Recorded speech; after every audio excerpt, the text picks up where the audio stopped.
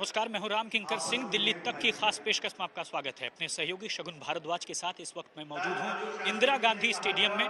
और गांधी जयंती और लाल बहादुर शास्त्री का जन्मदिन है आज 2 अक्टूबर। लेकिन इस विशेष अवसर को कांग्रेस ने चुना है लोकतंत्र बचाओ संविधान बचाओ।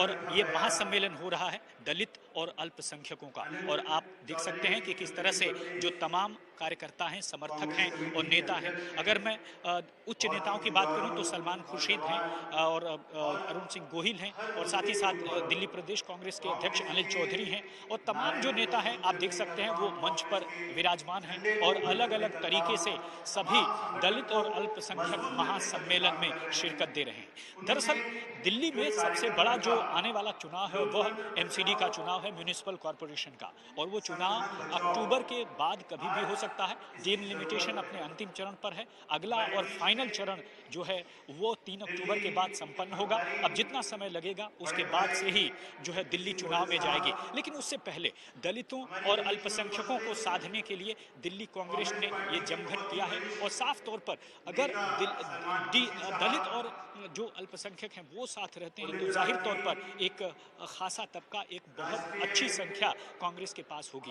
अगर बात करूं तो अभी 250 जो वार्ड हो चुके हैं उन वार्डों में खास तौर पर अगर मैं बात करूं तो बहुत सारे 1 दर्जन से ज्यादा ऐसी सीटें हैं जो कि दलित और अल्पसंख्यक जो है बहुल हैं। और ऐसे में अगर उन पर आउटरीच होता है, वहां तक पहुंच होती है तो जाहिर तौर पर जो अच्छी स्थिति देखने को मिल पाएगी आने वाले चुनाव में। और इससे पहले आपको बता दें कि जो डिलिमिटेशन की प्रक्रिया चल रही है, जो कि मसौदे पर लोगों की राय ली जा रही है, लिहाजा इस मौके का ये भी उद्देश्य पूरा हो रहा है इसके जरिए कि लोगों से जो है कांग्रेस पूछेगी कि आने वाले वक्त में जिस तरह से मसौदा तैयार हुआ है उस मसौदे पर लोगों की क्या क्या राय है। कुछ एक नेता हैं जो हमारे साथ यहाँ पर मौजूद हैं, पहाड़गंज से ताल्लुक रखते हैं। शुभ नाम क्या आपका? प्रेम चौधरी। अच्छा, आप अपना परिचय बताइए। मैं दिल्ली प्रदेश कांग्रेस कमेटी में डेलीगेट हूं।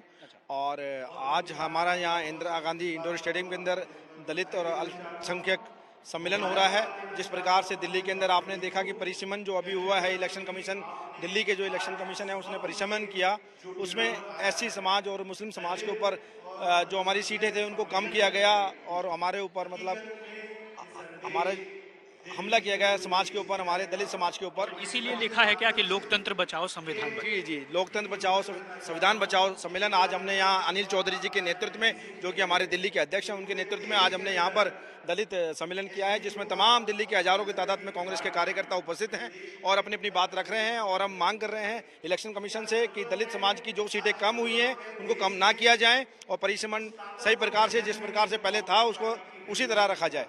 देखिए, कांग्रेस ने कहा है कि वह परिसीमन में अगर दिक्कत आई तो वह इस बाबत कोर्ट में भी जा सकते हैं। तो सवाल यही उठता है कि क्या कांग्रेस परिसीमन के लिए कोर्ट में जाएगी? अगर इसका जवाब हाँ होता है तो आने वाले वक्त में जो परिसीमन का मसला है, यानी जो फाइनल ड्राफ्ट है, वह फंस सकता है। और इसी वजह से आपको बता दें कि और ज्यादा चुनाव में देरी हो जाएगी। लेकिन अलग अलग पार्टियां अपनी तरीके से काम कर रही हैं। कांग्रेस ने देखा आपने क्या करी है। आने वाले 16 अक्टूबर को रैली होनी है बीजेपी की, जिसमें राष्ट्रीय अध्यक्ष बीजेपी के जेपी नड्डा शिरकत करेंगे।